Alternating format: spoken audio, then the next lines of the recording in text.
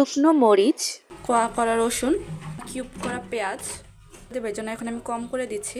এই যে পেস্ট করা শেষ, তেল, স্বাদ মতো লবণ, এটা এখন এই হচ্ছে আমার মরিচ ভর্তা। পানি শুকিয়ে গেছে, তো এটাকে আমি আস্তে আস্তে তেলে নেব। আর এর মধ্যে আমি ধনে পাতা দিয়ে দিচ্ছি।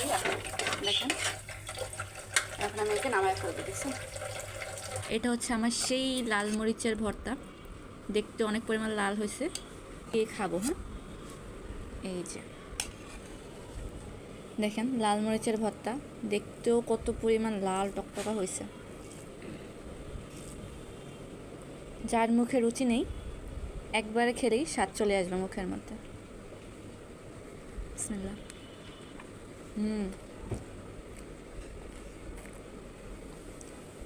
সেই ঝাল আর সেই মজা।